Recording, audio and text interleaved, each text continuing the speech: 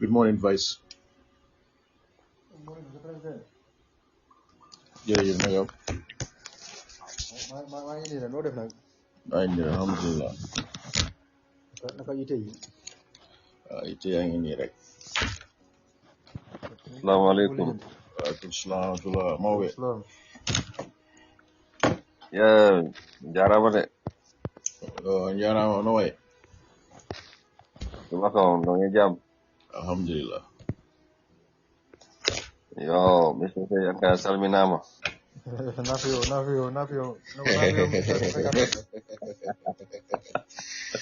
Maanaam naaf yi rek la xam si séeréer yi de ah. Nga xam ne loolu lu mu ko profité di sa de mel ni moom affaire yi moom. Mel ni soriwul ci de. Nafio mais añ ñaaja daal loolu moo xam naa ko moom. Nga saaf rek. Maaru. Naka sondee bi yéen si jàmm. Waaw alhamdulillah sant yàlla bu baax. Yéen la jàmm yàgg waay. Yeah. That's good. Naka foofu. Alhamdulillah ñu ngi nii rek. Naka param bi. That's good. Alhamdulillah. Gaay ñu ori gaay. Christmas holiday bi am naa yéen moom foofu moom. Foofu laa dee gën a xumba. Loolu dégg nga sax xanaa place yu dee defin booy waaye fii ñun bi after Christmas dañ deroo liggéey booy da nga yéen Gambie moom da ngeen am alal da ngeen di off whole week ak weekend. Maaru. yéen Gambie da ngeen am alal da ngeen di off all week ak weekend bro. Comme yaa ngi tonje mais ko yaa ngi tonje to. Lu ma wax booy.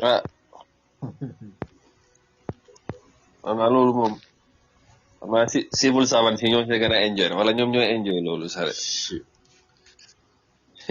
liggéey nga di goo xam ne liggéey nguur yi nga ñun moom mooy loolu waaye xam naa ne moom holiday bi yaa gudde na de ci lan holiday ñu ne amuñ samedi dimanche moom. ñoo fi gën a bañ liggéey boobu gën fee bugg a xaalis bugg a vacation. maado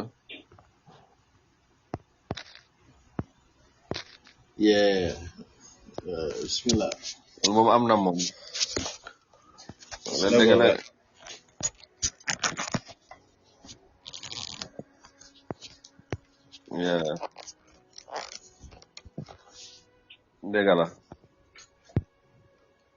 dëgg la so naa wala bàyyi nga nuyu gaay yi den xam naa après ñu tàmbali waxtaan bi incha allah. Yes sir, di jaajëfal gaay rek la nuyu. Thank you for taking the time for ñu host programme bi Justice for All Radio.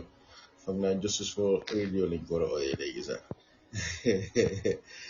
Vice la nuyu di nuyu ñu jot a dugg si nii di la wax jërëjëf welcome to the program ak di la fàttali rek while the program is going I believe they can still call to contribute to the program. Yeah. All right. Thank you very much, Mr. Fang. Lay gërëmaat bu baax once again. Di nuyu di siyaar ñëpp ñuy déglu programme bi ak képp ko déglu Latron ñu ngi dalal ñëpp yaa ngi wax léegi Justice for All Radio as you said. So we take this opportunity with everybody. Happy New Year in advance because this is going to be the final program of the month and of course of the year as well. So this is going to be new year, new edition next week, inshallah. Dokale ñep xamna just a bit of reflection xamna ne Justice for All danaka duma ne danaka sax 2025 plan ko establish formally registered start in the work. A lot of issues has been happening so ci digante bi, and like I said the intention of this union is very wide, lu yaatu la, focusing in different sectors from land to transport to workers and farmers and ci ñu bari dal different sectors. So amna lu bari luñ ci laal. So as the president I would just allow you to nga def benn bit of reflection 1 minute. How do you feel about lan mooy sa impression ci li amagum taxawaay bi challenges here and there and moving forward more like the direction. I'll hear you and advise on this, and then you do some of the other key points in Buga Watane. Then you watch union be. Of course, we'll also discuss, security-related issues as always, and time permitting. Then what time inshallah. But Prezi, Mabara quickly dilate on that. jërëjëf Mr Kanté jërëjëf Vice jërëjëf ñuy déglu yëpp di sant yàlla si taxawaay bi parce que gannaaw yàlla tamit am na ñoo xam ne tamit jàpp nañ si comme ça Masini ak Masini Vice ak ñeneen ñoo xam ne nii agency si ground since day one mun naa wax for the past 4 years we've been doing a great job building this empire making sure that you sensitize Gambians si su loo xam ne seen droit la parce que man dama ne Gambien bi soo ko notee rek dafa xamut luy droit am because bis mu xamee droit am nga problème wane nañ ko si especially si wàllum driver si ak ñeneen ñoo xam ne nii tey sax da ngay dégg si main groupe bi ñuy wax ne because of the Gambian Guardian intelligence ak now justice for all moo tax gars yi mun a defend seen bopp léegi-léegi sax duñ dee dem di waste seen xaalis sax di dem hire a lawyer ñuy consult guy for have 5,000 or 10,000 just for consultation fees. So lolo like it's a win to me because man lu ma lay wax mooy nga am 10 people ñu déggu moo gën nga am thousands of people ñoo xam ne nii dañoo matari fuuf so di wa alhamdulillah rabbil alamin rek jërëjëf.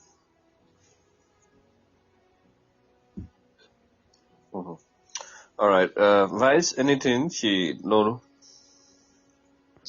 waaw jërëjëf Mr Kanté jërëjëf Mr President am na solo lool ci taxawaay bi nga xam ne ni gis nañ ne kuréel bi mu ngi ko taxaw Justice for All bi ak liggéey bi nga xam ne Mr Faye mu ngi ko yaatal ci dëkk bi ànd ceeg Mr Kanté nga dee host programme bi mu doon loo xam ne lu am solo la yaakaar naa ne doomu adama yi moom ñu ngi cee jëlee njëriñ nit moom su nekkee ne am nga xam-xam wala am na xam-xam boo xam ne daf la ko sédda li ci am solo mooy xam-xam bi da nga ko war a tasaare te loolu gis nañ ne taxawaay boobu noonu moom la ci Mr Faye di taxaw di gindi askan wi di leen xam lan moo nekk seen ak seen ab yelleef seen i droit seen i réew ngir ñu mën koo xam loolu dafa doon loo xam ne bépp doomu julu réew war na ko yitteel te gis na ne daal programme bi depuis bi mu tàmbalee am na lu bëree bëri loo xam ne ci jamono gi mu ngi ko soppi ci réew mi te yaakaar naa ne bu gën a continuer di wéy njëriñ li daal dina gën a fës bu baax a baax loolu ñu ngi ciy gërëm bu baax a baax Mr Faye di ci gërëm yow mi Mr Kanté caar bi nga xam ne noonu nga poussé programme bi mu doon anim boo xam ne ni anim bu ànd ak dal la anim boo xam ne ànd naag xam liggéey bi te loolu it gën naa tax liggéey bi gën di yaatu ngir askan wi ñu mën a taataan li nga xam ne moo doon xam-xam yi nga xam ne mu ngi wàcc ci programme bi nii am na solo daal ñu ngi ko defee lu baax a baax te ñu ngi séntu ne atum 2026 at bi nga xam ne moom leen dëgmal mbir mi daal dina gën a yaatu incha allah ñu fekk ko daal ci jaam ak daal yàlla jox ko xéwale incha allah jërëjëf Kanté.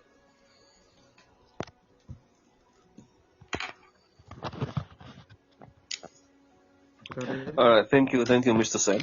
Ci kaddu am solo yooyu di wax rek ne ni ngeen ko waxee noonu la has been interesting and am na solo ci ñu àndee doon this while the Prophet David di nuyu the previous host of this program Umar ak Seydou I think they're still here and they follow maybe sometimes ñu ngi leen di jëm tamit jaajëfal seen taxawaay and everybody in one way or the other li nga contribute and Mr. Faye for the long-standing initiative because yaakaar naa wax ne bala justice for all di taxaw sax the union and all that yaakaar naa def li moo def di jàppale Gambians from his own resources his own advice his own expertise from different sectors so bala mu ko formalize he has been doing this for so many years so eventually he got it done this day officially formalized bringing other people from different sectors so loolu pour nit ñi understand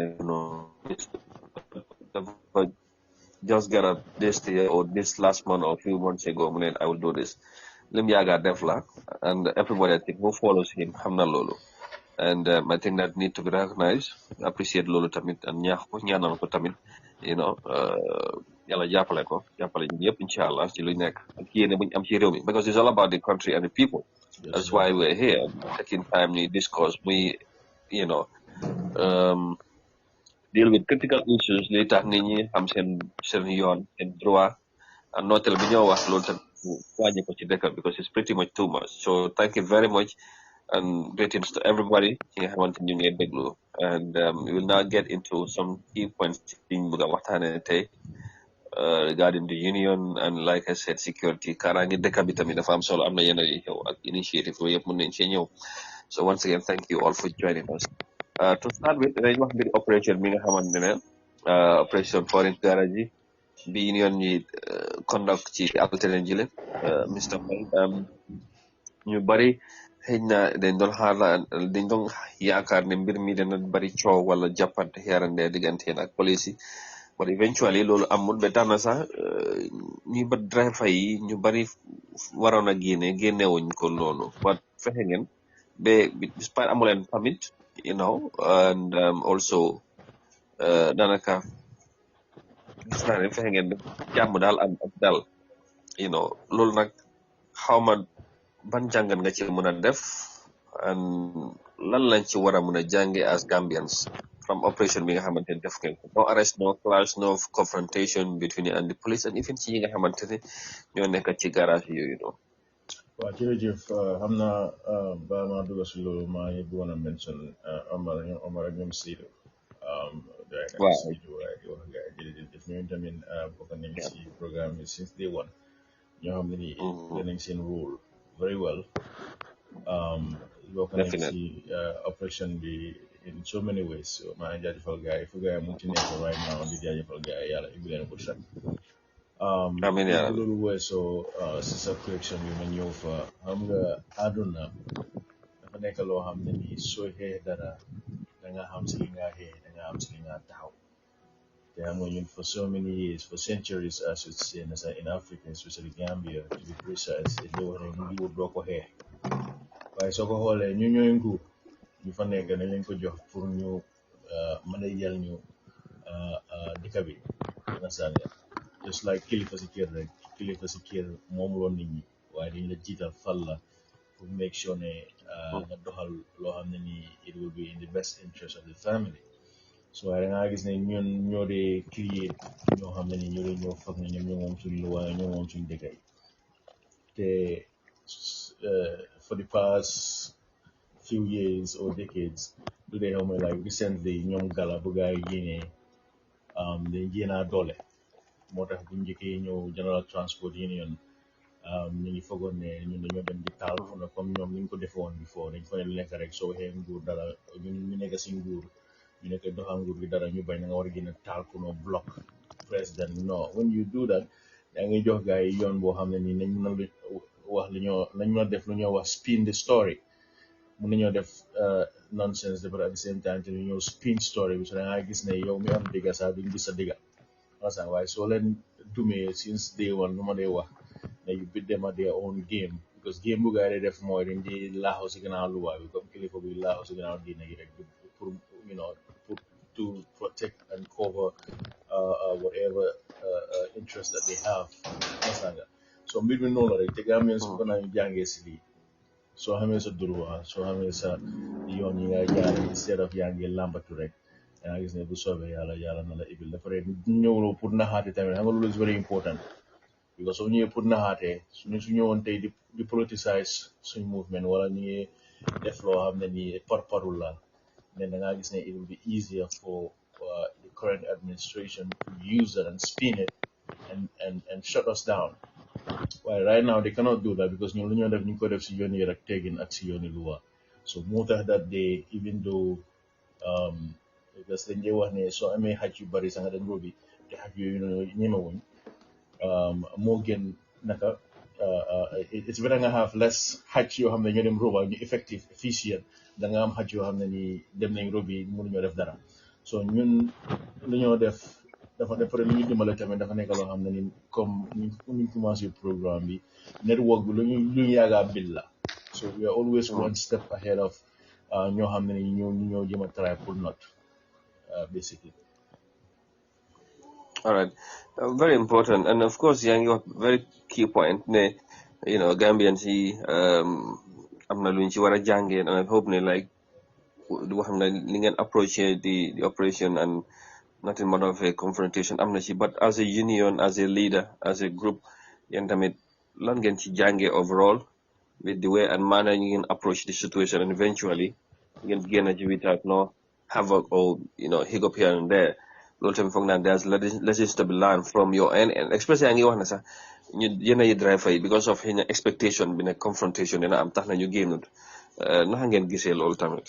Well, as a leader, I mean, you always have to control your people. Understand? You have to set boundaries. Don't lead with your ego and pride, because when you lead with your ego and pride, you're always gonna lose.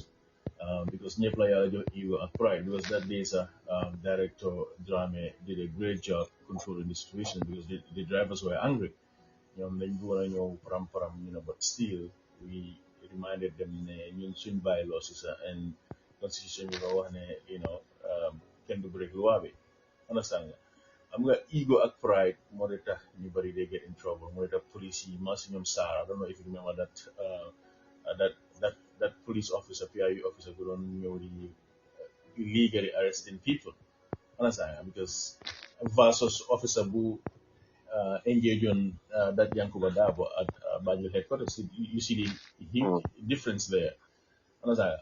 So it's a little whatever we do, you are not help.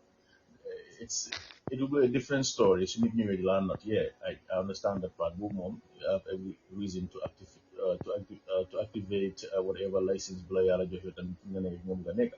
but as long as you initiate contact with, you still have to understand that your force approach should be to de-escalate the situation. I think in this case, in a nutshell, I used the what we call the law enforcement approach rather than just hey, we love by force. Understand that? But we still made our point, and you guys, anybody, Moisa kid or whatever you do, that don't lead with your ego and pride, or you try to impress somebody, or you try to feel like foodly, they gonna term me as a chicken, But do lolo.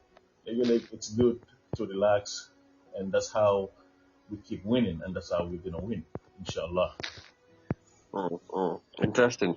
Anyway, moving on. There was another incident being happened apart from the operation, bu xewoon fale ci Mandina Ba checkpoint involved seen director of transport ñoo mujjee si la jàppante ak benn si saajin bi nga xamante ne dafa nangu manifeste jokko ki nga xamante ne ci member si transport union la léegi gannaaw loolu xewee lan moo doonoon taxawaay bi ban leeral nga mun a indi ci incident boobu ak naka ngeen def ba ngeen régler problème boobu naka ngeen handle situation bi basically.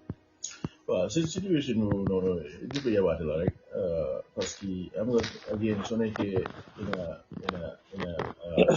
a law enforcement officer, and allow you to fly a puppet. Therefore, yo, ñoo xam ne nii sax yow yaay senior, ñu nekk command, yaa ngi promote nit ñi without ñoom ñu dem through testing to make sure that ñoom they are fit to be a surgeon. Yow surgeon boobu sax foog naa man rek la daa English basically mënta la ka anglais sax understand. So person you kooku they always gonna enforce the law partially, and that's a problem. If you do selective enforcement, selective justice, that's a problem.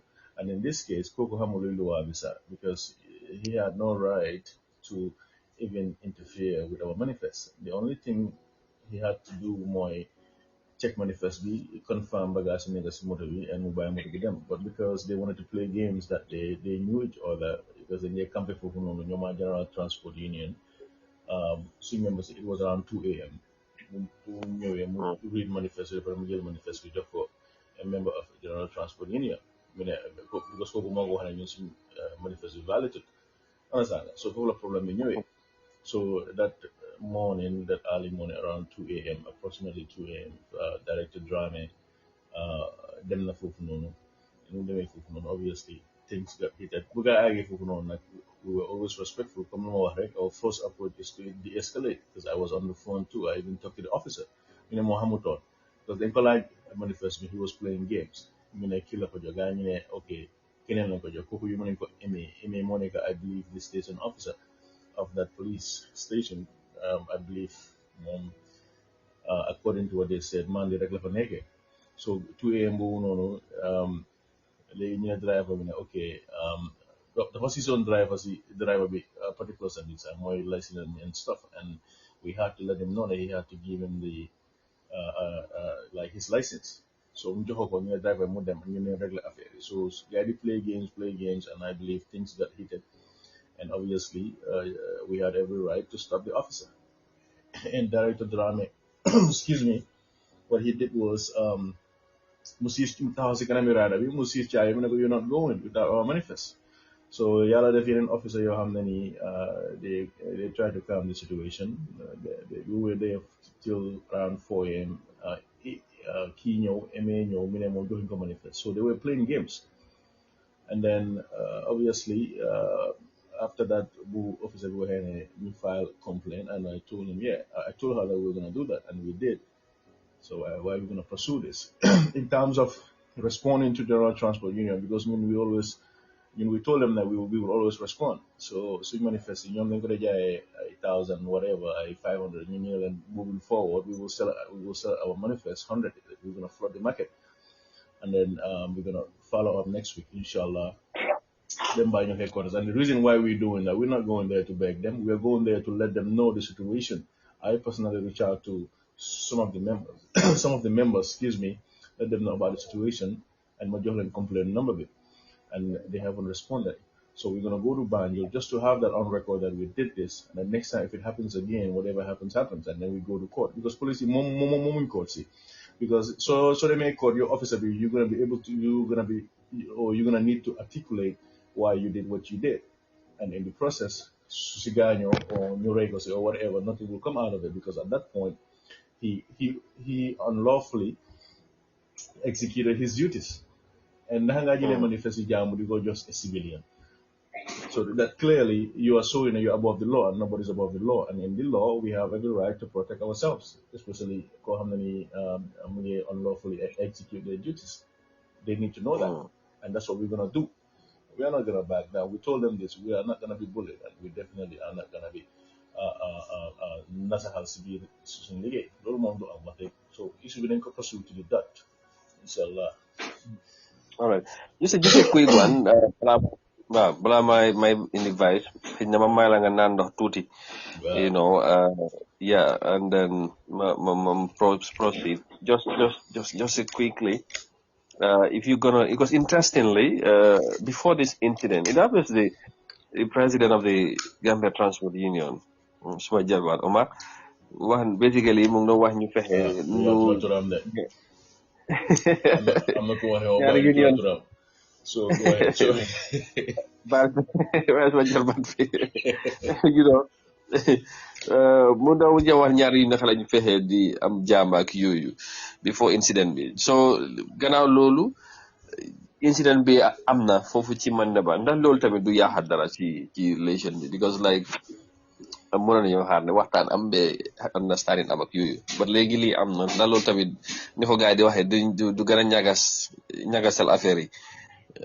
Basically, as the president of the Justice for All Union, what is your view on that? Quickly. That's a great question, but our road is to have peace, right? However, like I said, lunyo den ko konka man leral na ko mom si bopam bunti nasahal bum fi ibi lañ ko tejal, and we've been doing that since day one. So small mom, I think the best thing mom, he has the burden right now to understand. I mean, we don't play. I'm not guy when you're anybody. So whole history of Justice for All, depuis day one, when Kumar said the infiltration group and all that, it backfired. It backfired, and we went on, and then till this day we're gonna respond. It doesn't matter who you are. Doing that point. So more than Justice for All. So since Lulu Mom, Peace Mom, our doors are always open for peace. But while our doors are open for peace at the same time too, it doesn't mean that we won't respond. So Miss Source and our source. So no, it wouldn't jeopardize anything. So it's up to him to continue leading with his ego, or thinking that he has minister of this or permanent secretary of that department behind him, because they are not above the law. They need to understand that ñun mindset buñ am mooy amuñ comme typical Gambian kii de ministre la, kii de IGP la, so lu wax rek loolu la déedéet, o kii magistrate la, non. They're not above the law. They are the custodian of the law. So he needs to understand that. So if I was him, he would just back up, just like he said, German and you work together, move forward. He cannot be a politician and a union leader. You cannot be half pregnant. You're either pregnant or not. Simple as that. So to answer your question, no, we're good. But I'm gonna have right. It must have done. But but dole mo sa daw. No, it must have done. Tony mom. But man, one hour. This is just not me today, man. Since primary school, I keep telling them. Even FISA, the same thing. You have bullies here, gang members trying to do stupid stuff here, like that. But then, so someone you want to tone, do my haste every day. Man, yala may mun be to avoid any temptation, put trohalni or use my position or power, put trohalni. Then at the same time, I have to accept your nonsense. It's not gonna work. So unless they get that, one hour synergy everywhere, there will be no peace. I'm not noise but after that background. I don't know. From like my text voice. Okay. Yeah. Okay. But All right. this is just it. It's black and white. It's right there. You want peace, no problem. All right. Let's hope for the best, inshallah. I think everything could be okay. Come no ko if come both sides ku nekk xam na sa position morom, and like I said, if there's dialogue, if there's discussion, who knows what could happen. Lol, I'm not solo, and I think that's important. And thank you for that clarification. Like leeral bit of it, I'm not solo. And moving forward, lesson has to be learned, and I think that would really help. My bring on Vice President Modou Lamine Sène just quickly moom tamit mu react from the operation ci incident bu am Mandina baax, and of course ci expectation tamit xëy na comme ni nga ko waxee transport union président bi ordre pour ñu gën a collaborate and all that, maybe jàmmoo am bañ a ngiroo nga yob xëy na mu ñàkk a am daal mooy gën. Mr. Sène la mooy sa reaction ci Mr. Faye lum indi leeral yi, and of course from the operation to fu mu toll woon ci waxtaan bi. waaw jërëjëf Mr Kanté jërëjëf Mr Faye am na solo lool ñu ngi jaajëfal bu baax a baax nga xam ne ñu ñuy teewlu ci jotaay bu am solo bi di waxtaane ci tolluwaay réew mi rawatina wàllum mbiram transport bi ak yenn ci jafe-jafe yi nga xam ne askan wi ko jànkuwante ci réew mi te yaakaar naa ne sax comme ni ko Mr Faye waxee rek mbir mi noonu la war a demee réew moom su nekkee ne dañ fa nekk am kuréel boo xam ne ni ñoom fas yéene taxaw ngir ñu liggéey ci lépp loo xam ne dafa soxali réew moom lu war mooy ñi nga xam ne ñoo nekk ci réew moomu dañ leen war a jàppale pour dooleel leen te yaakaar naa ne dooleel boobu noonu mooy mën a dumbale réew mi te mooy mën a dumbale askan yi nga xam ne nii ñoo nekk ci fànn yooyu noonu mën a liggéey moo xam ci fànnum transport laak business ak yeneen buntu yoo xam ne ni nit ñi foofu la ñuy mën a am yaa dund pour mën a liggéey pour mën a dundal seen i njaboot opération bi nag mu doon loo xam ne nii lu amoon solo la te mbir ñu demee sax mën naa di féete beetu man ndaxte justice for all képp ku leen xam nga leen ni ñu fa nekk ay nit ñu jàmm leen duñ yee ko di fitna tey duñ yàq ko di luwaa xam nga koo xam ne nii nekkul yàq ko di luwaa moom foofu nga gis ne lépp loo xam ne dafa liggéey rek dafa suuraale sart ak luwaa yi mi lam tëral pour mu mën bañ koo xata ngir ëllëg ci biir amaana ñu mën koo toppee ci ay mbir yoo xam ne amaana bu ko defee mën na ko indil wàllum jafe-jafe te yaakaar naa ne xëy na am na ñoo xam ne amaana ñu ngi doon séntu justice for all ci yeneen i fànn maanaam di yee fitna comme ni ko Mr Faye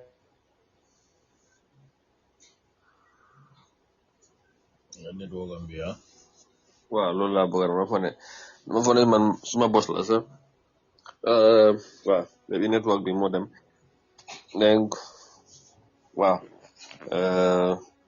su ko defee Mr Sène dafa mel ni demaguna off network bi Gambia moom sometimes mooy loolu di nga am correction sax waaye network bi loolu day xam maybe yes yaa ngi ñëwaat.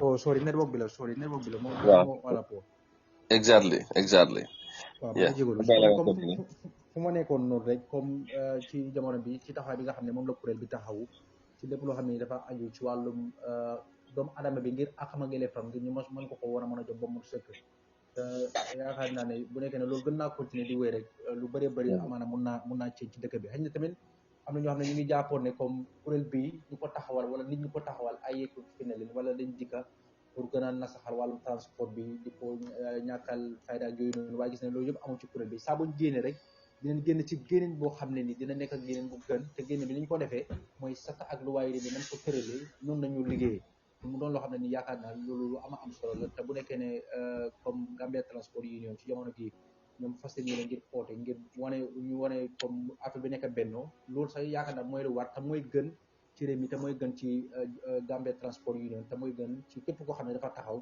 pour suqali réew mi gis nga mbooloo mooy doole ñiiroo ak i ngaaw yëpp daanaka amul benn njëriñ lu gën a am solo rek mooy bu nekkee ne ñun ñëpp dañu wax ne lii lañ bugga benn yéene leen am benn bugga benn gis-gis la war mooy suñ si jàppandoo tegandoor rek yaakaar naa lu bëri mun naa soppeeku nga gis ne dafa am solo lool ngir ñu gën a yaatal mbir mi di gën a waxtaan di gën a diisoo bu ko defee dina mën a soppi lu bëri loo xam ne réew mi askan wi ko jànkuwanteel opération bi daal dëgg-dëgg ni mu nekk di demee ak niñ ko liggéey di si jaajëfal nag Mr Dramé mi nga xam ne moom secteur boobu noonu moo ko amee gis nañ ne ko ci am yitte la te taxawaay bu am solo mu ngi ko ci am ci union moom it dinañ ko gàcce ngalaama ci boobu ba ak mboolem ko xam ne nekk naa moom ci timam bi di liggéey moom ci wàllum opération bi nga xam ne dañ koo amal te ñaare saa buñ génnee rek nañuy liggéeyee ak ñi nga xam ne moom lañ koy defee rek loolu dafa nekk sa takkil waaye yéen pour dëgg daal am na solo loolu bu baax a baax Mr Kanté te ngay sédd na daal ci at yi nga xam ne moom lañ dëgmal liggéey bi dina gën di yaatu incha allah. All right. Jërëjëf, thank you very much. xam naa ne dana maybe one more question or two related to the union engagement yu ñu def recently. Preti union members yi wala ci yéen dañ leen invite on ci office of the president last week. At the same time tamit mayor bu KMC Talib tamit extend an invitation to the members.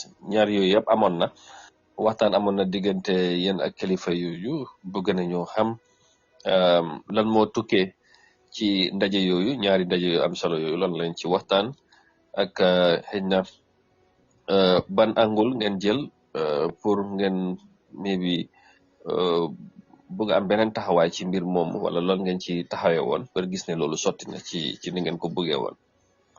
waaw jërëjëf Vice jërëjëf Mr Kanté am nga ñun since day one dañu wax ne even si suñu bylaws si sax ñu fa wax ne anytime ñu gis ne nii nañ pour dugga si wàllum politique te suñu politique ñu ne dañoo ñëw support la di la understand it's an endorsement understand fii sax dañ dee def lu noonu foog ñu because we might need our people in parliament understand independent candidate yooyu yëpp mun si yooyu yëpp pour make sure ñu gën a am taxawaay dëkk bi because suñu nee ñu ñëpp Gambians lañ dafa mel ni comme lu mu doon wax political parties yi rek su nekkee kii mooy toog kenn rek a mun a toog su kooku toogee yow nga ne yow Gambian nga ne waaye yow nga ne yow doo liggéey ak kooku den yow sa interest nga fa nekkal ñun dañu wax ne we will work with anybody foog naa yow da nga ko di digga sa everywhere we go we will work with anybody koo xam ne ñëwuloo pour nax nit ñi ñëwuloo pour use nit ñi for your personal gain we will work with you even general transport union sax loolu la ñu wax gars yi parce que nit su ñëwee ba gis ne yow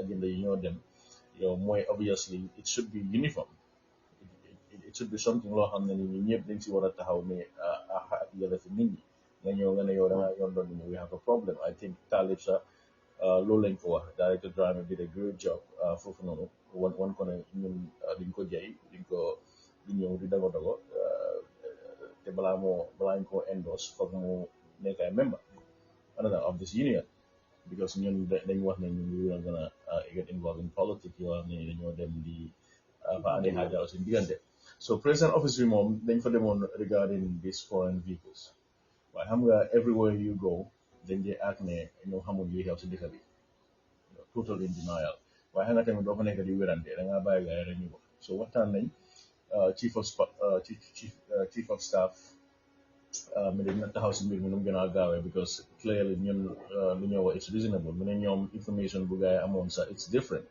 because they made us sound like ñun dañ ñëw pour nasaxal nguuri Barrow or whatever waaye loolu yëpp to me it's just an excuse you know dañ caaxaane suñ tur bi ku moom am ndey ak moom amul ndey justice for all you know to regard waaye la but it's not your business though you know what I mean because it's us. You focus on why we're here. So instead of just going by what people are saying, politicizing everything, like us. I heard that according to the delegation before them on, he was respectful and conducted himself well and won a new.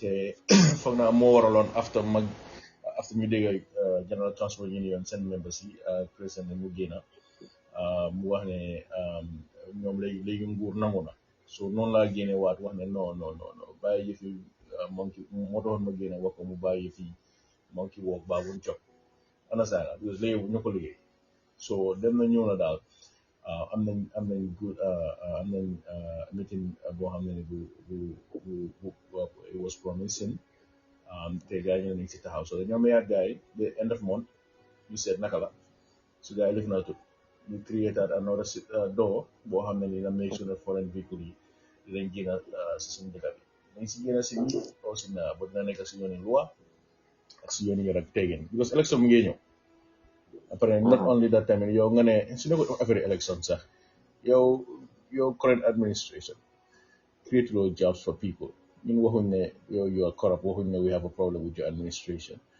but ñu ngi dem di create jobs for our people nga ne yow duñ def loolu xam nga kon yow bugguloo dëkk bi kon yow bugguloo jaama yow kañ bugguloo kañ ñun lu ñoo def ngay create not only jobs but security of the country because those are the points that we highlighted bu demee foofu ne lii sa dafa baax si ñun su gaa ñëwee embassy ñu am SAS or police or intelligence si garage office ñëw ñuy check every bag bu dugg si dëkk bi because right now ñi ngi takka seen bagage yi from seen dëkk ba Gambia ba si guddi lañ dee opéré da ngaa ñëw romb police yi jox gaa yi 400 500 ñu bàyyi la nga dem we have witnessed all these things so kon if anything ñoom ñoo war a gën a taxaw si lii sax gaaw toppatoo yi daal ñu dañoo play games so nii la fa demee taalib tamit bu ñu fa demee wax nañ ko suñu taxawaay so ñun moom we are neutral and we will always be neutral fu bëgg a liggéey ñun daal dañ ñoo won ne Gambia dafa ñor dañ ñoo won ne béykat yi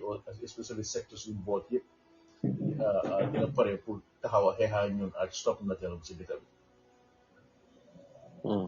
All right basically outcome bi nu mu di demee yéen am ngeen ci satisfaction waaye tamit ndax daf leen gën a jox yaakaar ci li ngeen nekk ak tamit xëy na wala dafa tax ngeen foog ne foog ngeen gën a mën a bàyyi seen xel gën a strategize moving forward ak surtout collaboration bi ngeen di bu fekkee ne am na seen diggante ak ñoom loolu tamit naka ngeen ko gisee ak noo leen ci fas yéene taxawee.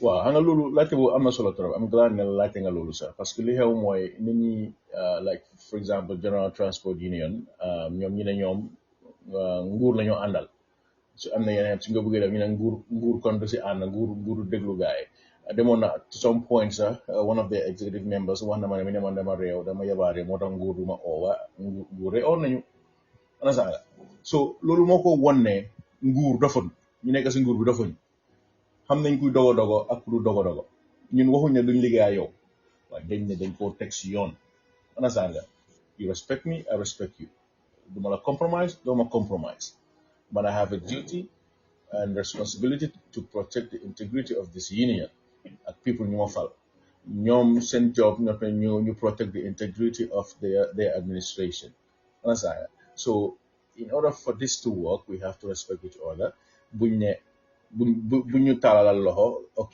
nañ work together but ñu ngi amee paaka bi si gannaaw bi ñoo xaar we're not gonna do that so foofu la bu moom bëgg naa mu leer su ñu dañoo liggéey yow ñu ne ñoo dogo yow de su loo wax ñu ne yessa déedéet loo wax su koregut dañ laa war koregut nañ ko def si njëkk ak try nga si respectful manner so loolu la bëgg a understand ne if they want us to work together nañ bàyyi games yi especially games yi General Transport doon def ne leen liggéey ne leen ko benn ñu toog gis ne ok whatever bunta bu gaa ibi ñu ngi try pour na saxal ñoom rek ñu nekk si secteur bi di mislead nit ñi waaye loolu demul fenn because ñun we are always one step ahead ñoom la gaa mënut a understand there's a reason why ñu am structure system boo xam ne nii we have our security and investigation team and intelligence team so I am running this union in a manner boo xam ne nii yow loolu ne prip rek moo tax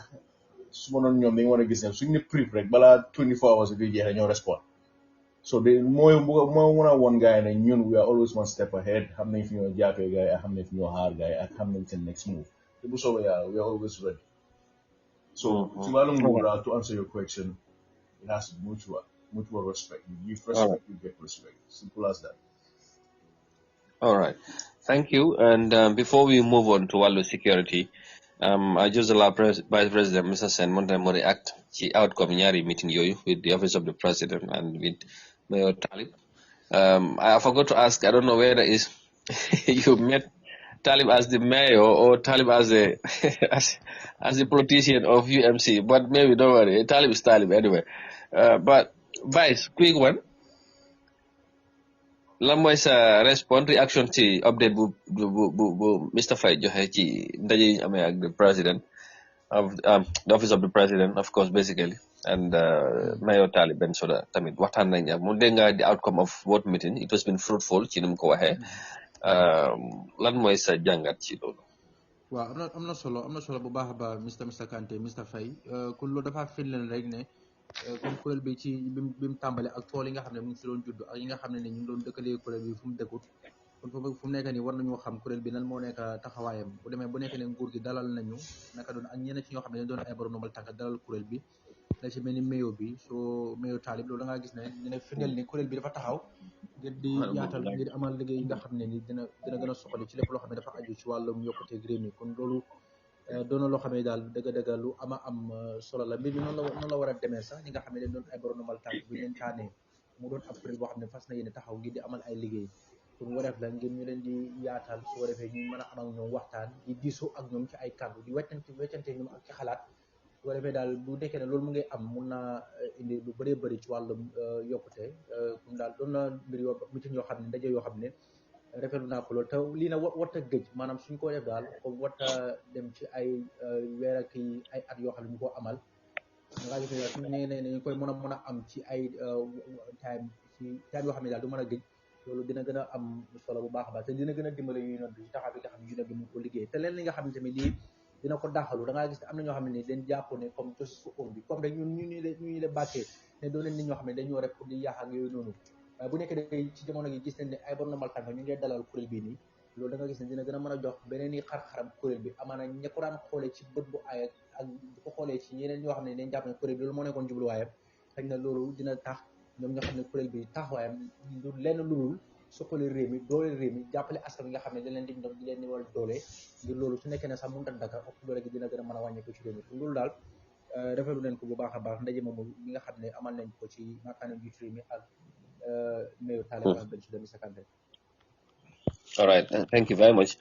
Jërëjëf ci reaction boobu xam naa ne dinañ move on ci wàllu security bi kaaraange réew mi naaw ba balaa ñoo def loolu just quickly ma nuyu gars yi nekk di déglu right now gis naa Mr Boy te moom mu ngi wee Boyram foofu la ñoo dégloo foofu ci Fuladu nuyul ñu waa Boyram ñu ngi leen di ziar bu baax di ñaanal jàmm naa ne naka naa ne next week Mr Faye foog ñu ñëw ci loolu de baykat yi tamit waaw traite bi ga ndax mu ngee dox bu baax wala doxut bu baax jënd bi ak yooyu ndax ñu ngi cee gis seen bopp loolu c'est important bon ñu nuyu ñuy déglu ñëpp Alexandra Gomez di la nuyu di la wax happy belated Merry Christmas and Happy New Year in advance and everybody here Umar Touré di ko ziar moom it bu baax and di ko wax good morning KKCDUC keneen tamit noonu la duggee NDC moom tamit ci tur bi noonu la nekkee fii NX XNG something like that di nuyu Susu good morning Krish Ibrahima Sow good morning and then of course Ibrahima Cissé moom tamit ñu ngi ko nuyu bu baax di ko ziar waaw ñu ngi lay ziar bu baax yow tamit bu baax a baax a baax Karanta Baji good morning thank you very much di Sajar good morning and thank you very much for being here Lamin Diallo jërëjëf di jaajëfal yéen ñëpp ci déglu bi di leen wish happy new year in advance ci Allah Sow Sidi good morning and thank you very much waaw ñu ngi leen di jaajëfal yéen ñëpp bu baax a baax ci déglu bi you know, and bu leen fàtte bu fekkee am na kenn ku bëgg a contribute or call mun ngeen dugga ci line bi ñu jël seen ay réaction dina doon lu am solo pour ñu yaatal li nga xamante ne mooy waxtaan bi comme nuñ koy defee. All right, moving on, Mr. Faye, ñu wax ci wàllum security, wàllu kaaraange réew mi. Loolu na kaaraange réew mi am na ñi nga xamante ne ñoo yore kaaraange biir réew mi, mun nañu wax ne am na ñi nga xamante ne ñooy yore kaaraange suñ territorial integrity mooy di borders yi ak lu féetoo lu wër réew mi yëpp loolu ci seen loxo la nekk mooy soldaar yi. ñoom soldaar yi Gambia Armed Forces leen dal di announce ne complete nañ week long exercise bi nga xamante ñu ngi ko doon amal fala ci Kiang Keneba, ñu duppee ko nag exercise Tom Keneba military exercise bi nga xamante ne dana wane ñoom ñoo démontrer seen man-man mooy seen competence, tactical proficiency ak operational readiness of participating troops. Loolu dafa wane ñoom seen xarañteef ak manin ak pare pour pare nañ daal pour combat if the need arises basically. So xam naa ne wala xaw ma goo ma ne yaa ngi doon toppa affaire yi yëpp activité yu fa am bon bu fekkee ne am na loo ci xam wala yaa ngi doon toppa mbir yi yow si sa jàngat wala sa gis-gis naka gisee exercise bi yëpp ak opération bi nga xamante ne gaa ngi ko doon def ci fan yi nga xamante ne daanaka basically wan bi daje nañ fa di tàggatu di wane ne ñoom tamit ñu ngi gën a wane waa réew mi ne te duñ di nelaw rek am na ci luñ nekk te ñu ngi bàyyi xel bu baax a baax ne saa yi ñu leen soxla xëy na am na lu ñu war a mën a wane lu am solo.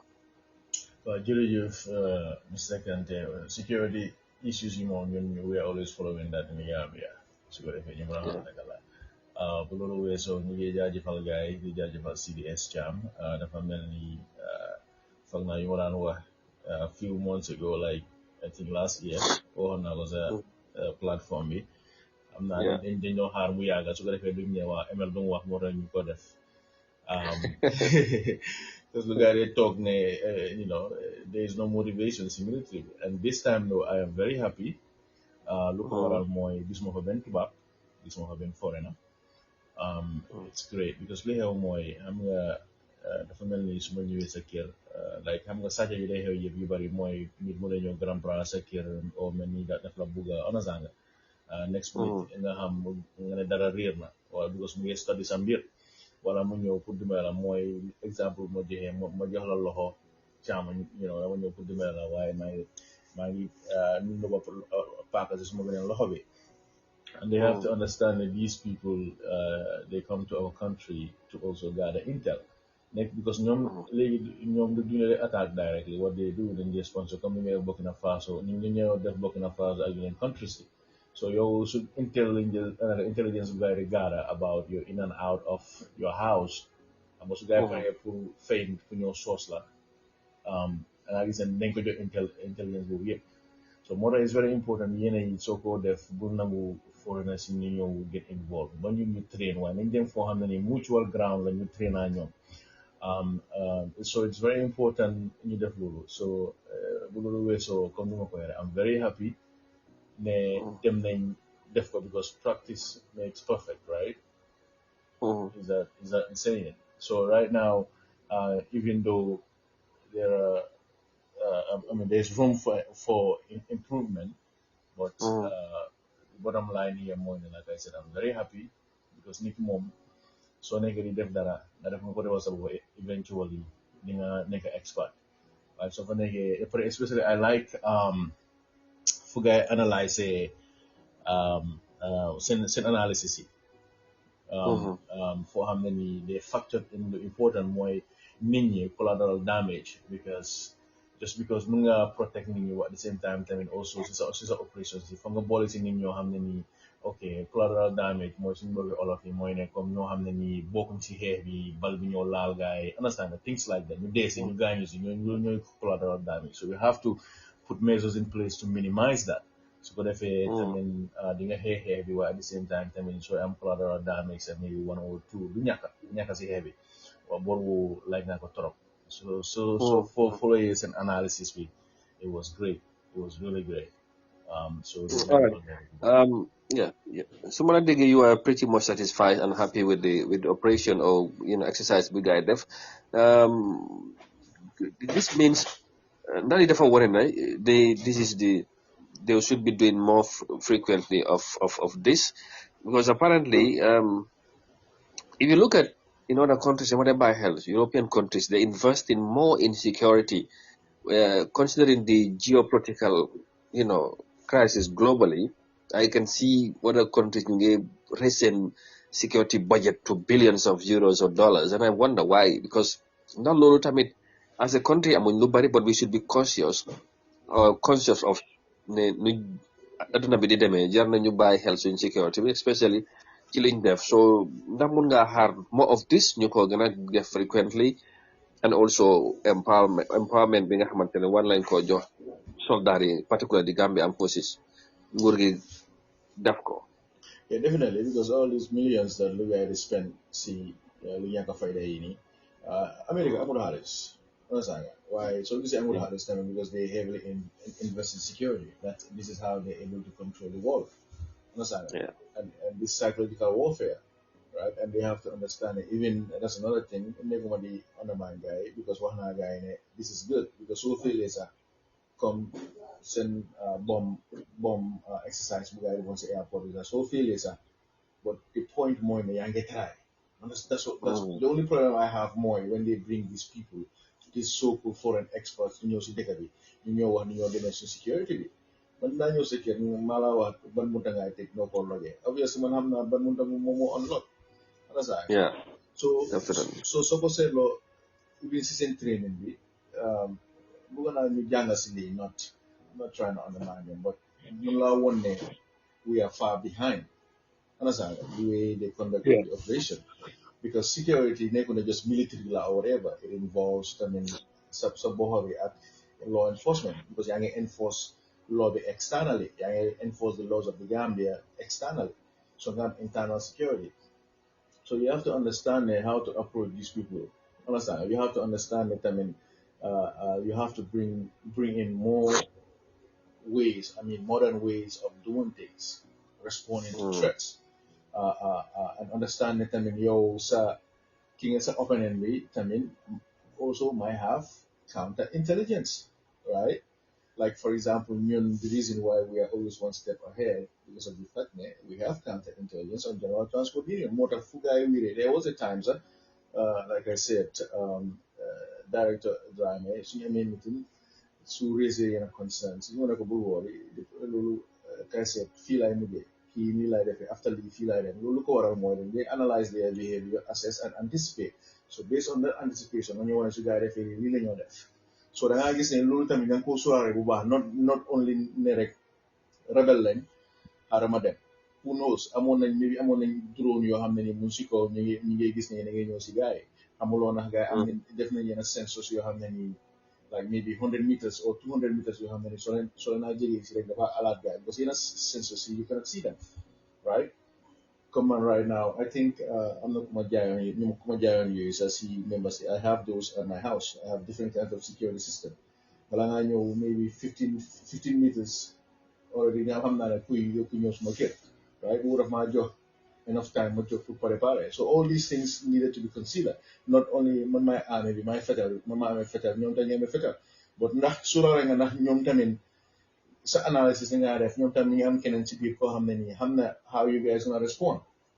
So the things you want to factor in, not instead of just the excitement. So leading to ref more often, the premier ibis and heli, because through this, people like me, I can see it. Okay, they need improvement in this. Bahanga Gambia so new, you like the guy my yagana definitely my them on fee, talkie them na fee, but then na hanga man kan mo majanga. I'm going to question. I'm not like for example, I'm not going to hire on see car detailing bi. Munyo minamane. Oh, alila solo. Okay, no problem. Atlan minamali atli. Hanga muno na ko wane man yaga na definitely di time hale. Time mo manor hasan ko pomoro. Ay dealing la ro yu sabala na judu. waaye def ma loolu waaye gis nga because maa ngi ko bàyyi mu def lu moo def yàgg naa bugg a yenn machine yoo xam ne moom ko bofa machine yooyu day jël like hours pour nga def ko waaye gis nga moom butéel bu mu andi butéel bu mu woon daf koo jëndaa xam nga daf mu ko def si daas bi man I was able to use that within 5 minutes now dama ko dee def en fait ma detail ko so I gis ne that's just an example pour wan la ne loo xam tegal sa time nga lifin meeting yi maa def nii yëpp noonu laa mun a yu bari damaa mun som ma xaaya nit ñuy liggéey ndax xam nga ma ne ko non munuma liggéey dama ko dee mun sama ne ko munuma understand nga so waaye Gambia attitude boobu lañu war a bàyyi dangaa ñëw sax ñu la waa man yàgg naa fii time mu doon def li juduwuloo ni ak but then you still doing blunders understand nga so it's not an insult pour nga jàng si nit because yow ku la jàngal ak kële ku la jàngal dafa ute kële xëy na yow ku ko jàngal maybe it's the fastest way and easier way right but still it will be effective yow ku la jàngal maybe yow it's another way boo xam ne ni moom time mu doon jànga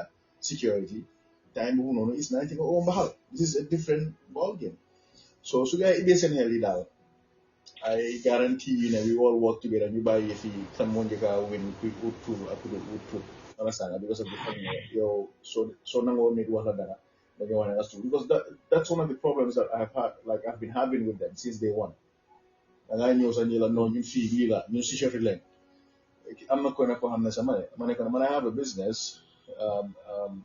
and I was investigating and counter intelligence ne ma non yow loolu bu si security yow loolu duñ ko alaa nga def fii because li nga ne intelligence bi rek counter intelligence mu foog ne si police yi loi bi rek a war a am yooyu noonu te sa kër sax mu nga am intelligence sa diggante ak sa jabar sax mu nga am counter intelligence su dëgga sa jëkkër mu nga ñëw wax la lii gëmuloo ko nga def counter intelligence on him or her nga find out lu moo def loolu is part of security so you see the mindset we need to change that mindset ne ku sol uniform rek ay mun a def yooyu noonu this is a problem in the Gambia moo tax duñ ko dem kanam.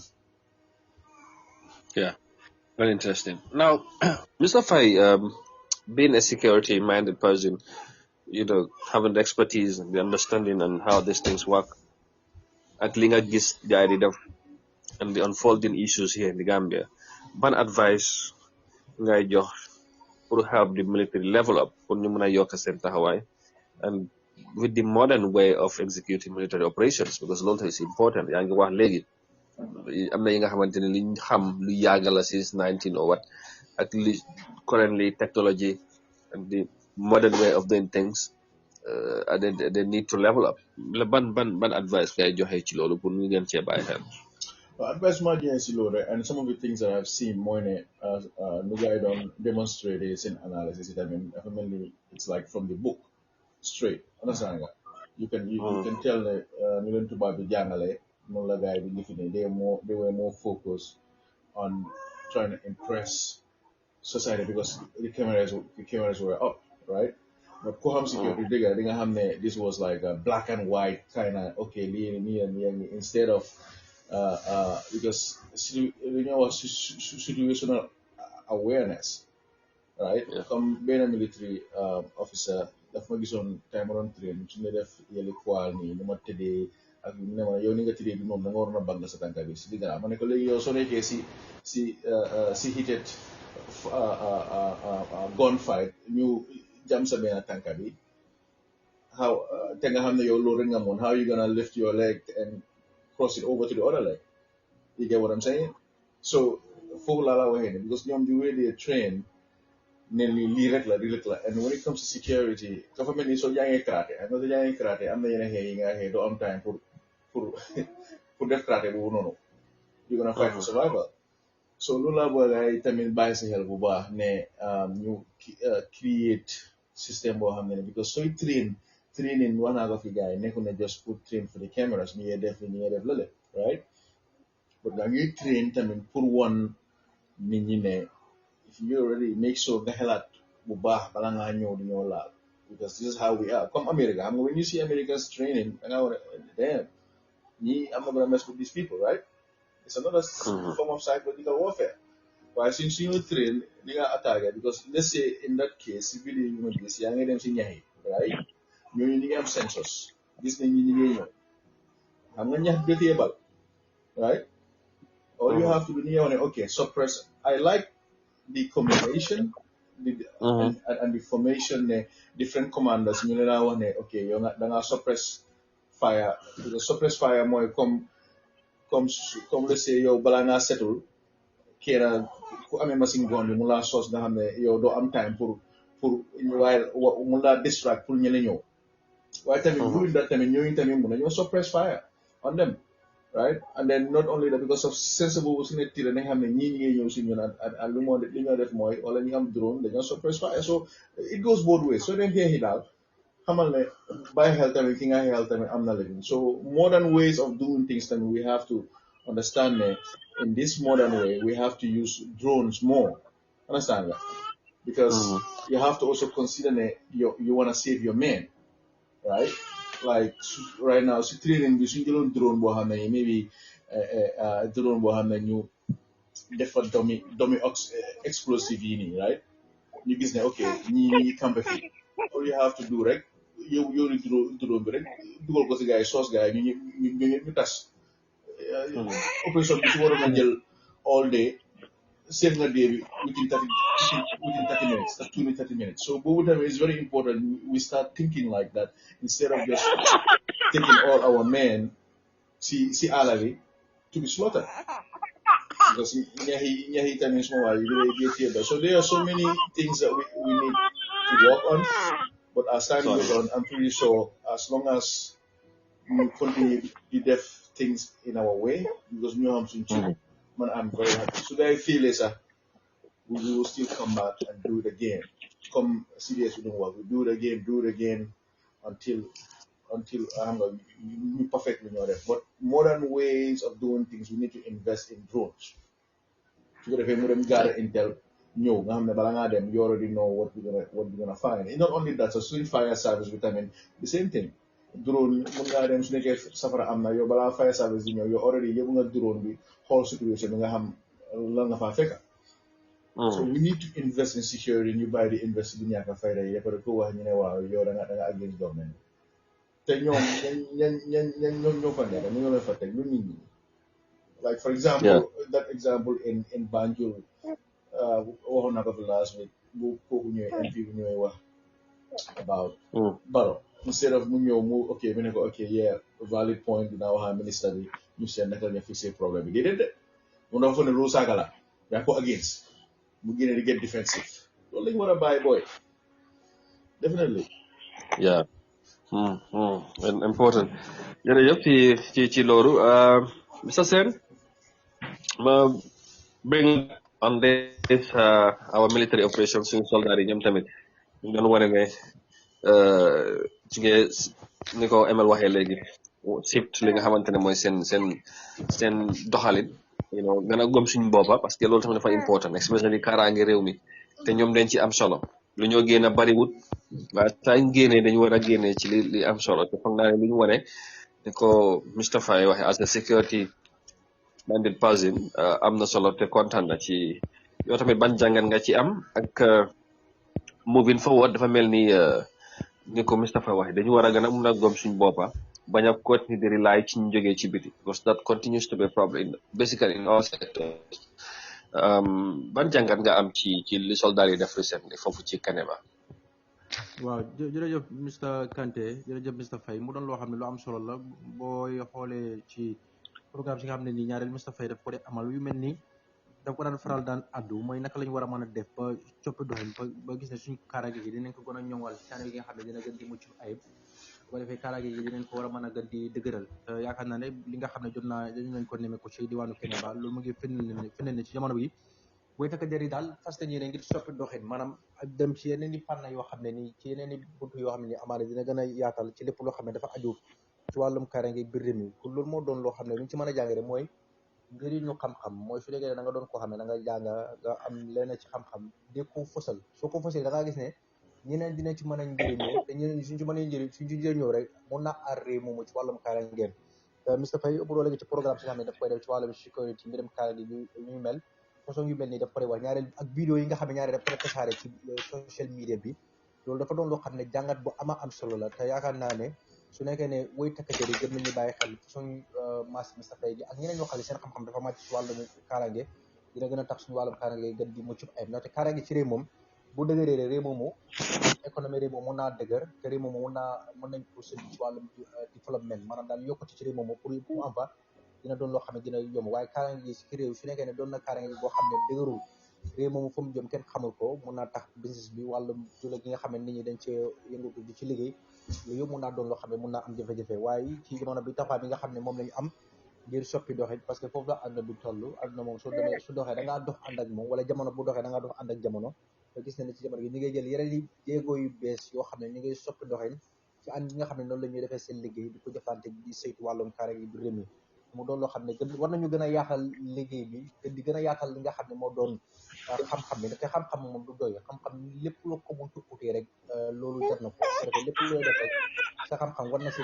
gën di màcc maanaam nga gën koo xam gën koo jàng yaakaar naa la bu nekkee ne loolu gën naa doon loo xam ne ñu gën a yaatal la mun naa jàppale réew mi ci lu bëri bëri loo xam ne réew mi dina ci war a mën a soppali ko rawatina ci wàllum kaaraange mu doon loo xam ne daal am na solo lool te njort ne ne daal dina gën a continuer di wéy mooy façon ndaje yu mel nii di gën a tàggat ñi seetu wàllum kaaraange yi mooy soldat yi ci réew mi su ko defee seen xam-xam gën a màcc ci la ñuy def parce que seen xam-xam su màccee rek loolu feedback bi mooy dafa delluwaat ci askan wi nga xam ne moom lañ di aar waaye bu nekkee ne seen xam-xam màccu ci la ñuy def bu nekkee ne réew mi yeneen télé ay wéy fi wala ay defar ñoo koy tàmbaleen fi di dugg ak mbir yi nga xam ne ci jamono gi ñu ngi koy gis ci réew mi wàllum faat bakkan gi ak cong yi nga xam ne ñaar ñu ngi koy gis ci dëkk bi loolu yëpp mën na ko war a mën a wàññi wala mu fanq loolu nag lu ñu koy may mooy wéy takk deer boo xam ne xam na la mooy def mooy xam-xamam màcc na ci wàllum liggéey bi su fekkee ne loolu am na rek Mr Faye Mr Kante dina wàññi lu bëri bëri loo xam ne ni amaana tafaar yi nga xam ne ñu ngi koy nemee ko ci réew mi kun daal doon na jéego boo xam ne daal luñ defee lu la Mr Kante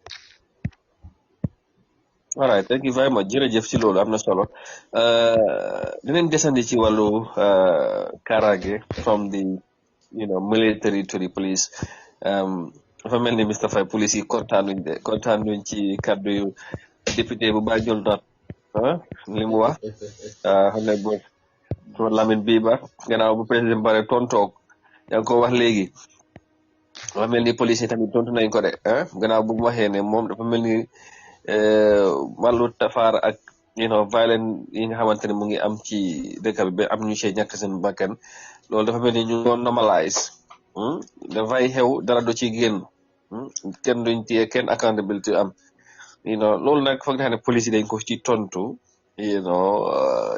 wax ñoom seen taxawaay te foog naa gis nga seen tontu bi dañ ko post seen Facebook page bi and ñoom tamit joxe seen version ci mbir mi xaw ma ndax wala sax bëgg naa ma xam yow naka nga gisee tontu bi ak jàngat ñoom police leeral buñ indi noo ko gisee wala noo ko ci li am because loolu yëpp xam naa ne dem na ñëw na ci incident bu am recently xale bu jigéen bu rey ci bourse bi te xam naa dinañ ci ñëwaat waaye naka nga gisee foofu seen tontu buñ tent honorable ba waaw mooy xam nga yàlla baal na sax beneen yaa am question bu mel noonu because mooy lu ma wax rek instead of ñu jël ko as structured criticism ñoom nañ fa ne c'est bad te ñu ngi tani seen image ñu ngi behave na ñoom moom dëkk bi ne ñoom kenn du leen wax dara ñoom ñoo xam liggéey bi daal waaye soo ko xoolee it's the truth because first incident bi happen noonu for Westfield ana case boobu noonu kan moo ko déggaat right so lii ñoo happen ana ñu bari am na cases yoo xam ne ñu leen ku ñu reyoon fale tali ne xawma ana kooku noonu naka la mujjee case boobu déggaatuloo ko famille bi ñu ngi jooy right ana lifin bi naka robbery bu happen on Kunkujang police I believe the officers bu ko seen ñaata seen bakkan naka la mujjee right ana robbery bu happen on foofu noonu ak yeneen ak ana that alleged coup case boobu fan la mujjee right so ñoom instead of you get defensive na ngay take a step back it's the truth ana cases yoo xam ne ni involve law enforcement yi ak officials senior officials yi fan la mujjee so it is normalized it's the truth whether they like it or not xam nga nit ki dañuy léegi su naaj bi tàngee doo ne by force dañu war a wane naaj bi dafa seeda nit ñi gis naaj bi tànga but it's the truth dañ ko normalize dangaa ñëw ñu ne waaw we are investigating léegi laa gis ñi ngi follow suma advice xam nga they might not like it but it's the truth because wax naa gars yi ne when something happens from day one toppal process bi ngay waxaa nit ñi fii lañ toll and léegi maa ngi gis ñi def loolu right pare wax naa gars yi while doing it xam naa several times wax naa ko sa ci sa sel bi tamit mu nga koo def waaye at the same time tamit yenn information si bu ko dee joxe anasanga comme incident bu xapu noonu fële bi mu wax ne ko dafa use laada ak xaw ma lan mu dugga rey retired was it a banker kooku noonu ne jabaram bi woon si no jabaram mu nekk banker bi right kuñ reyoon is it Bruce Lee ku retire noonu from the bank ba xaw ma ñu ne Sierra Leone waaw so they release information yoo xam ne waruñ ko release because investigations dafa am ñoo ko defee so dem na ñëw na daal I agree with this man waaye police yi again Gambia bi nañu war a understand it boy just because yaa ngi si police bi mean that you have to know everything man I don't know everything I still learn I'm still learning right so li ngay wax noonu lan moo si jëm lu nekk ñu respond different so different kañ da ngaa ñëw different si loo xam ne nii yow si yoone xam-xam la I get different you have is the truth. Other cases you ana case that chief that Modu is it Modu Job or whatever it is Bunum chief magistrate about that drug. Alleged drug case. Other in case you know file real. This is modern we are in the modern world. File real.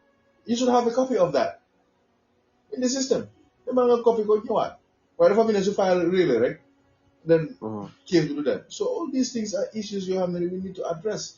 Not every criticism is bad. You have a structured criticism. You get struck. So maybe you turn into positive shit. I saw anyone I can do all that. So I totally agree with this man. The crime is normalized in the Gambia. What could come get a look on it? So I mean, I can get a look on it. Kid won't regular. Well, I was so worried about he never affair. Ki dañuy fu yaay jàmm la dafa baax moo tax man xoolal ñun suñu union bi ana ñu doon ñëw ñi bëgg ma di wane kii dafa foog ne lii ak moom lu wax rek ay dem lu wax rek ay am yàlla ñëw weer lañ te man ñu ma xam we talk we advise each other we talk about it we listen we move on but dañ leen loo xam ne nii du ma nangu nga advise ma based on your personal feelings and your personal interest loolu kilifa sax du may dama kilifa bu ñëw si ma sax dama ko dee wax so my advice my based on ham. We my advice based on your personal feelings to control me, to try to fulfill your interest. Because lolo bari na Gambia. Is kilifa bu ñëw mula advice because xam na ne mula advice why mula advice si interest am. Ñu nekk njiiti nekk si Gambia tamit président bi loolu la ñu ko advice yëpp most of them is to make sure that you fulfill their interest. So at the end of the day, as a leader, you have to be able to balance that. You accept criticism, structured criticism. Yeah, very well. And of course, I believe all these, the Honorable Bahwa has to relate to incident Bruce recently on the killing of Aissatou Fati, whom in fact police been on their investigation joxe nañ ci last update on the 26th of December.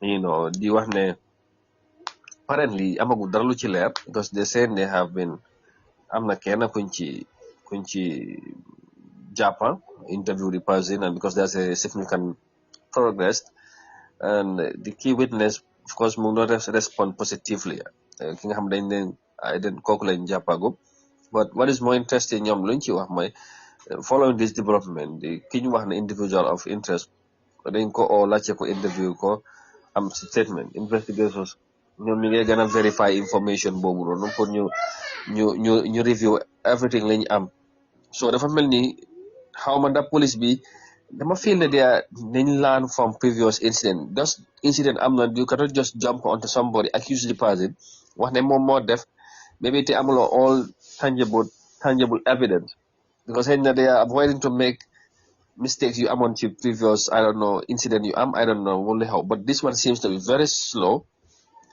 in a very slow pace nekkoon di rush and in fact they are advising the media and anybody not to talk on this issue or to report about it to jeopardize their work. So on a technical point of view or security wise or security standpoint, how would you assess or view their statement so far on the progress made on this investigation or trying to to arrest or to apprehend the perpetrator or the alleged culprit of this heinous act of murder. waaw xam nga su gisee su ma dee tàmbale suma nuyoo bi si rajo bi ma ne ñu ngi sàcc suma xam-xam si pet waaye di analyse clear. Yeah. Take your time. Don't arrest the evidence. Because when you do that, you're compromising the investigation in the first place. Because hamulo na am kenen ko si boga lolo yang ko spook down na gina de gabi. Nasa wala mudem gis ne am na witness bu ko liga mudem ray witness.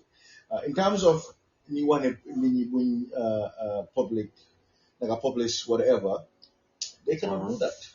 Ni motax it's important su affaire si happening. You am mobility yoo xam ne ni your first thing mooy nga respond the first officer on scene moo war a preserve scene bi balaa forensic team bi di ñëw then nga bloqué at least su dee façon yi la nga bloqué area bi yëpp ñu process scene bi waaye soo ko xoolee si crime scene suñu dee process ñoom ay surtout murder cases yi nii ay 1 hour 2 hours dem ne things like that yow gis nga am nga most of the criminals in the Japan guy, are you so you foolish? Go ahead, that's a crime scene. Look this for. But then I def lulu moine, hamulo yo, nah koku, na moko drop, then they say I'm fingerprint, then they say I'm DNA. Why Gambia, somebody in the process crime scene. Boy, for those mayor, when they need, I hold, the matter when they need, you talk about in bagas just to shut the public up. Definitely. How many people are in prison right now because of this? Follow Usini Boya. Usini Boya, you soon bro. Time you Usini Boya, so thank you Boyaga. You soon you create doubt in the minds of the Gambians. You guys are new as Gambians in the against it. Wow, give what happened that I ain't talking young. Why is I'm saying, the Kohame Jang or some loud, yeah, it makes sense. Imagine experts you have, they've been in the game for so long, especially swing that weapon expert, firearm expert. No more no longer conduct that ballistic examination. That's not how you do it. So you go like, I've been doing this for years. So the guy is there, your court, I'm time put them investigate keenly. You more worry, okay, expert la. So because you have to believe them. If they expert, they expert. But then you definitely see plus, like what I have, but I definitely see plus. Hamalen, hamna ligay. You understand? So them to answer your question, they cannot tell the media bull live in LA. Media can say whatever I want to say. More than investigators, because you are trained to control the situation. You are trained to manage the situation, not just fatal param look good. I mean in Gambia, all we care about just look good in uniform. You like yes sir all day. It's beyond that. I told them there's a psychological part of it, mental part of it, emotional part of it. However, now then comment, see, look, I definitely take their time, and I think I read the post, and I'm not from right Japanese key why it's not him yet. We're not sure. See, that's great. I like that part because you'll come no go before didn't develop. You know, param Japanese go like wow, near key confess na. Param you book a kooku su amee lawyer bu baax nga nekk di dara case and then lawyers in the Gambia right now lawyers yi nekk si Gambia understand ne soo amee femme da nga war a am investigator or investigation department pour make sure ne comme ñu def si case Ousainou Bojang bi every claim bu gars yi claim nga demaat investigate ko nga oo expert yi ñu ñëw loolu moo dimbale Ousainou Bojang bi waaye Ousainou Bojang ñu su ñëwutoon I guarantee you ne especially with the good lawyer that he has Lamin Dabo. The time we talk about bagasi, but take up, shut the door, we just to feed, just to shut the people up. But as Justice for All, still the Gambian intelligence, we are not going to allow that. We talk Mila Hall, then you talk about us as a court, which you call him innocent, or there's a higher probability of innocent. But if come Sanamanya,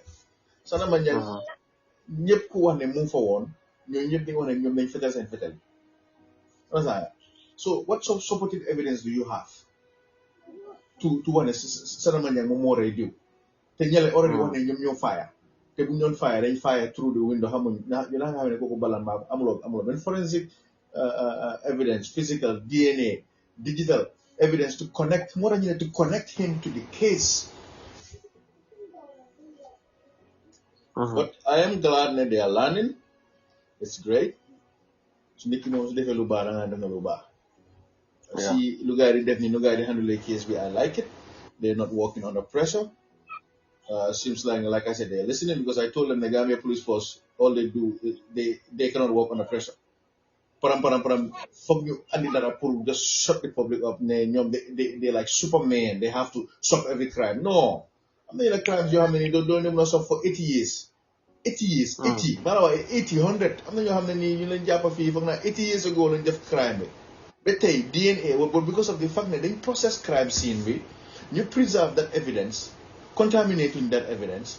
They know how to process crime scene, not just 2 avenue 1 week, 2 week, Munga they did it. Expert lens loro, because of that, back in the day, new process on crime scene, you preserve loro no then there.